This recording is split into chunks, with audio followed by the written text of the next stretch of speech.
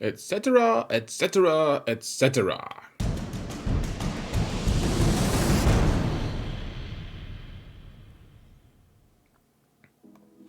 Hello, everyone, and welcome to another episode of Zareth Prevails. Folks, I wanted to talk a little bit about new player zetas. This is important stuff because at zetas, if you're a jaded old a-hole like me who has 200 zetas applied on his account, then it doesn't really seem like it matters. Like, I could just go spend one on any old character.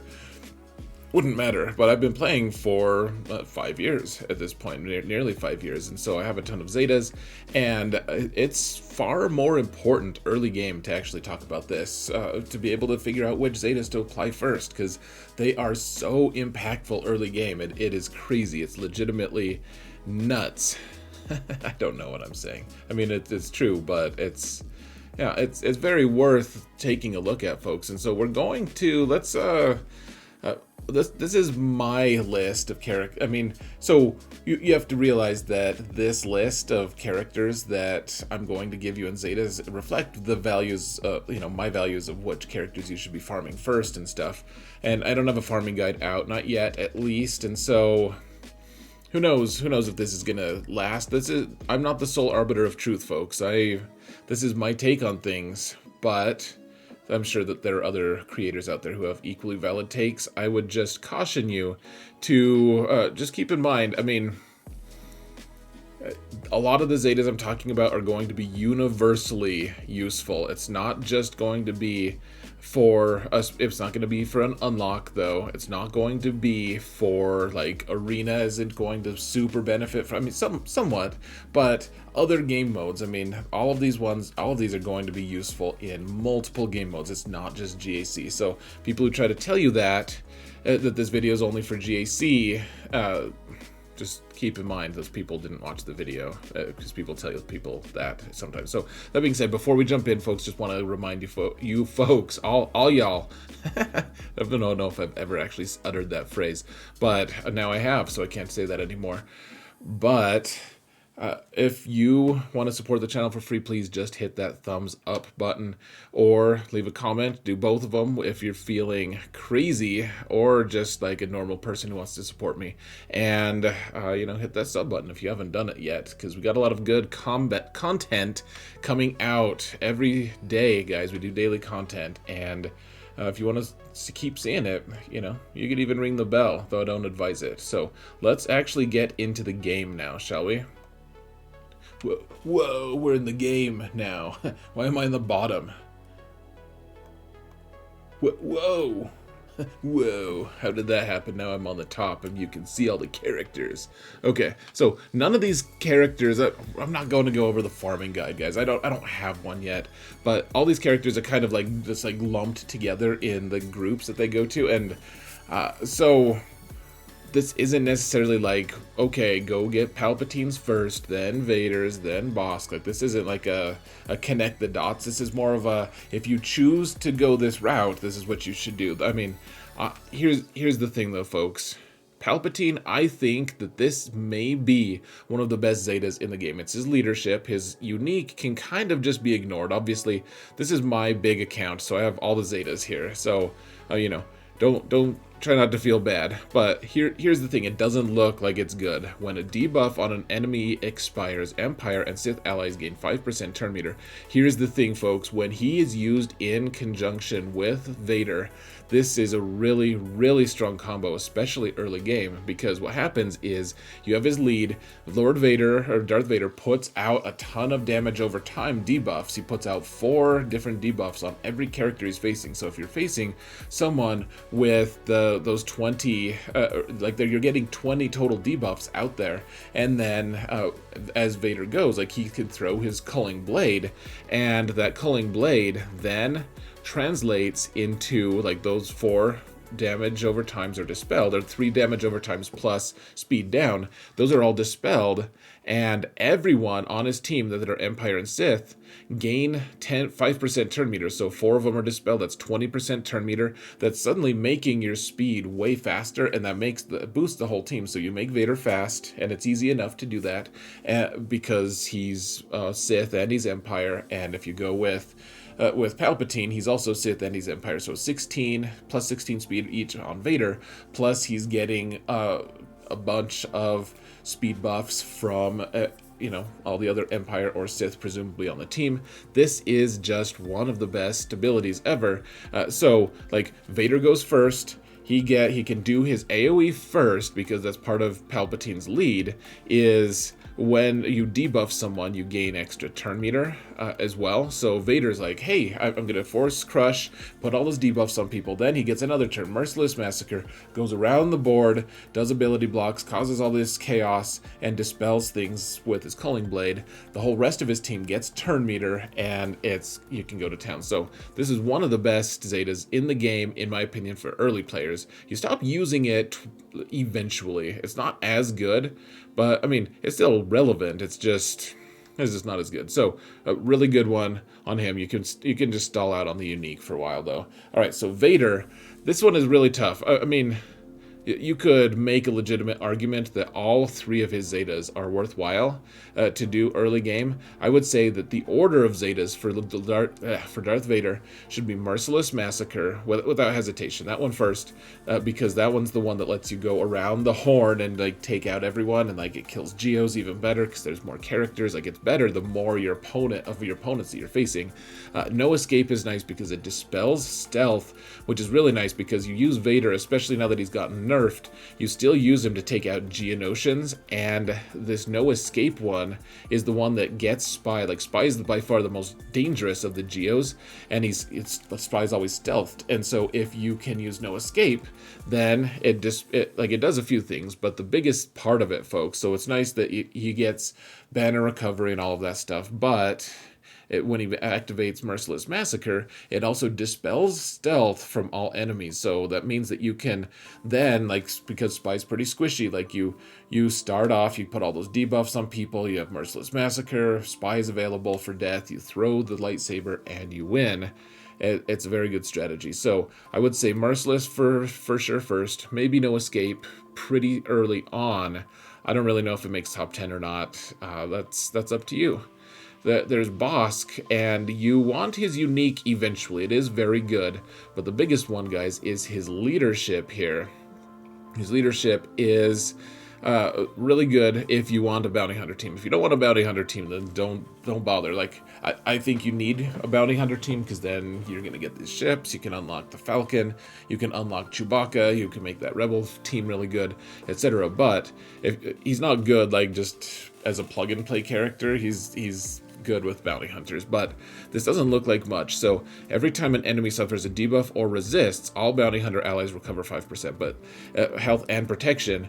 And so what's happening here is, like, a lot of bounty hunters put out a lot of debuffs, and having an ability to regenerate all of that health and protection is just a really nice situation, and it's one of the best Zetas in the game because it makes bounty hunters really strong. Like, it makes them so resilient and tough to kill that they can start taking on a ton of teams that they normally have no business messing with. So this is a really good one for bounty hunters. The first one you want on bounty hunters. Now, the second one, and this is the other reason you want other bounty hunters, you can skip the lead on Jango, probably forever now. It used to be really good on him, but it's not nearly as good.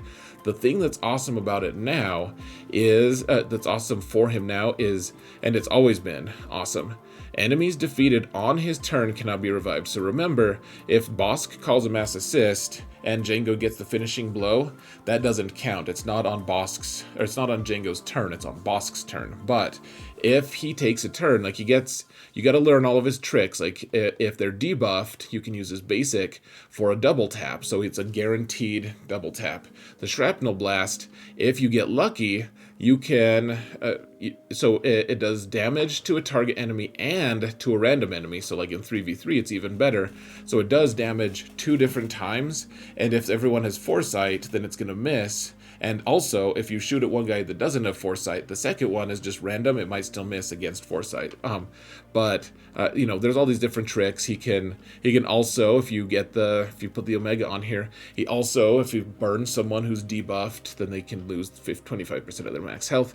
You learn all of those cool little tricks, and they just go hand in hand with him being able to destroy teams, especially early game characters where, like, if you're facing Jedi with Jolee, he can just make it so you ignore the Jolee's revive, because they cannot be revived. If you can read English, that's apparent. So if you can't read English, it's also apparent because you're listening to me, unless you can't understand English, in which case you should probably find a different thing to do than watch me talk and ramble about this game. But you can't hear me anyways, so I don't know what I'm saying. Just wasting everyone's time. But you can also take out Night Sisters with Jango, and that's really nice. Doc is like, I want to revive, and I'm like, that's cool. You didn't even try to stun me. You tried to revive your Night Sisters because you don't read kits. That's embarrassing.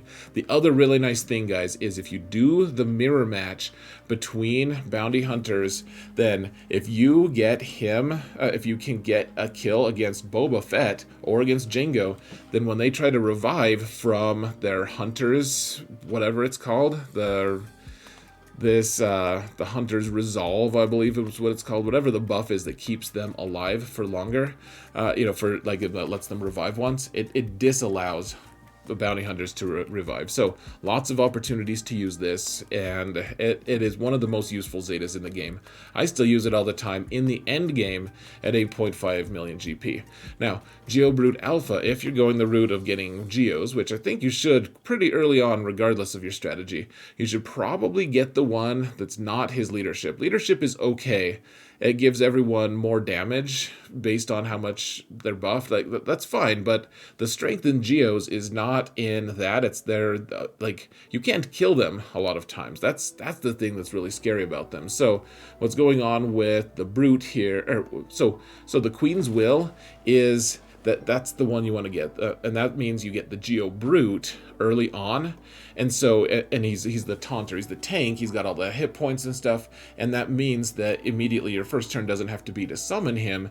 Your first turn can be to dispel and cleanse everyone. It can be to dispel their debuffs, the nonsense. It's just nice to have those additional hit points on the board immediately, rather than having to wait for the Brute Alpha's turn. So that's a really good thing on that squad, and I would highly recommend it. Now, in this squad, Padme, you want both Zetas, you really do, but I think the one you want first is her leadership, because when they have protection up, light-sided allies resist all debuffs. Now, I'm trying to remember here, is this actually her? Yeah, I think that's her lead. Hold on. Okay, so I had to go and look because I couldn't remember for sure. But so it is both Zetas, and you really want both of them, folks. So here's the thing. When you have protection up, light side allies resist all debuffs and can be critical hit. Great. That's wonderful. And that actually, it's so powerful in the right circumstances.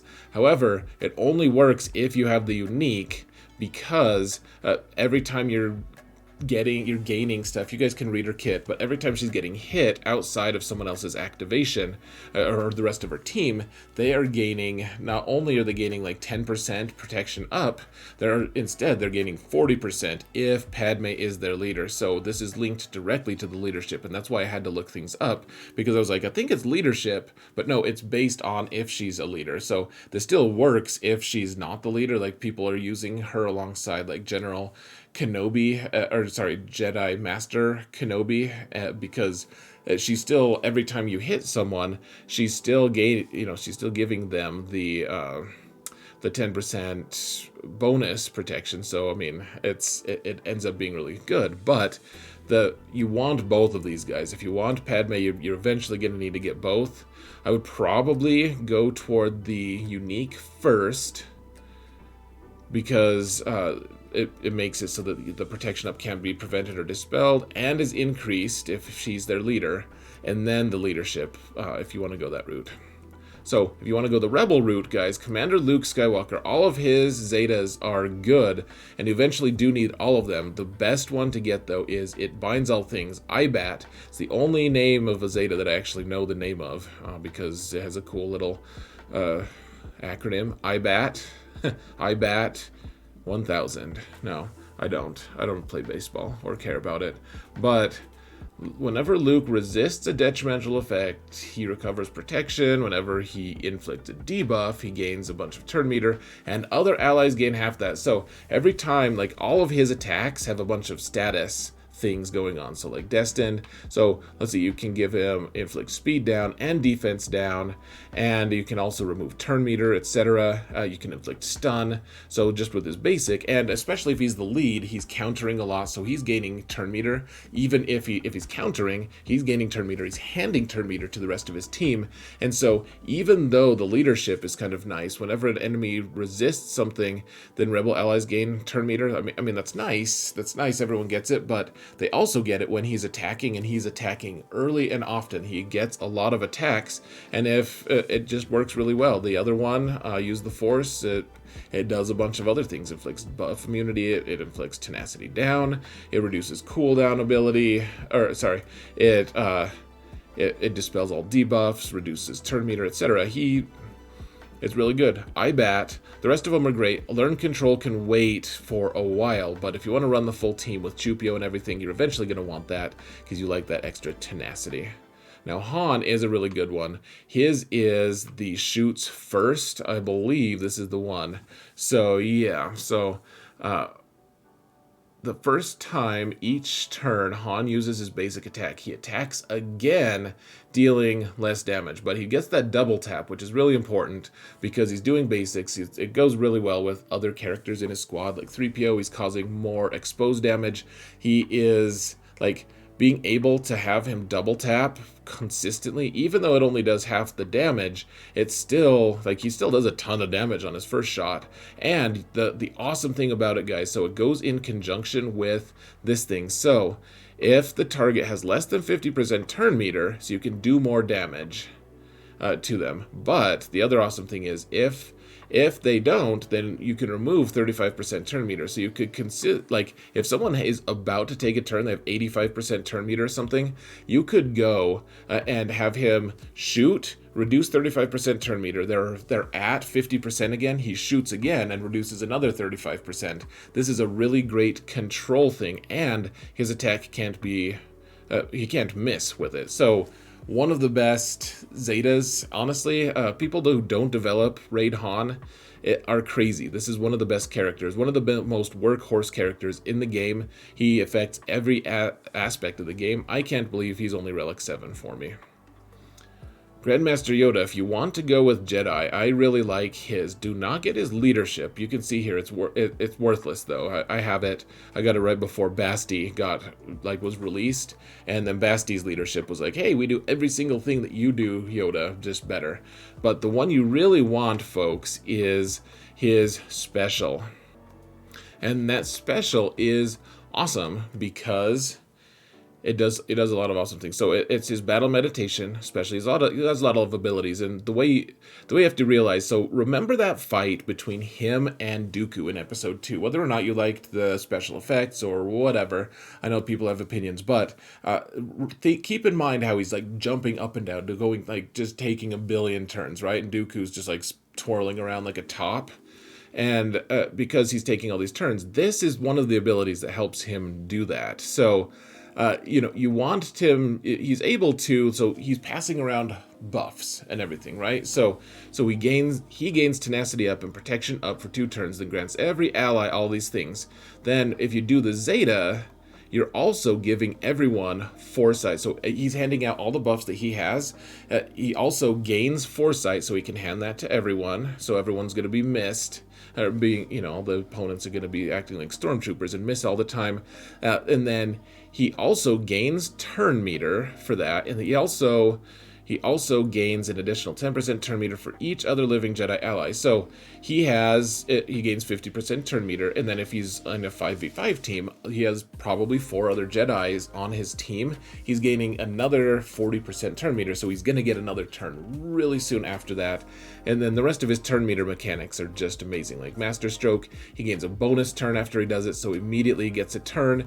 His Ataru, if he hits someone with more than 50% health, then he gains another 40% turn meter, so people are calling him to assist and everything, and so battle meditation is just another part of that, and it's an important part, honestly. That's what makes it so that you don't have to put crazy speed on him. Like, this is okay speed because I have good mods, but you can have him considerably slower and he just don't miss a beat, assuming he's on a team that actually wants to use his turn meter. Like, Padme ignores that, and you need to have actual speed on him in that case. Now, I believe this is the last one, and this is something to just keep in mind. I think that this Zeta on Jolee is maybe more important than anything on Jedi Revan or anything, even if, you know, here's the thing, guys.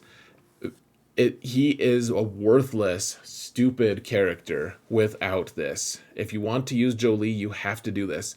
But it is really nice. You revive all Jedi allies and give them a bunch of health and crit immunity. For five turns, it's like, really?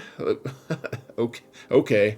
Like, I don't know that, like, you're just gonna get it dispelled eventually. Like, 5 turns is crazy, but he's the one that makes the Jedi Revan team actually dangerous. Jedi Revan, all of his Zetas, great.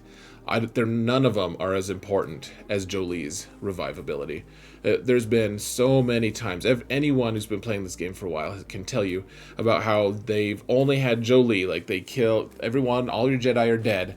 Jolee goes, revives the whole team, and you end up getting max banners or something in GAC or territory wars or even in light side territory battles. So he's a great one. That one is super duper important. So those are the 10 that I've targeted, folks. Let me know, what do you think? What did I miss? I mean, I probably told you a few more than 10, frankly, but what characters did I miss? Which ones would you Zeta before I did? I would love to hear that, guys. Especially, I mean, I'm gonna be making a new player guide potentially, and having that kind of information, I mean, I'm sure I've overlooked something, but these are really good places to start to look at, in my opinion. So, that being said, folks, thank you all so much for watching, and remember that in all things, Zereth prevails. Obviously.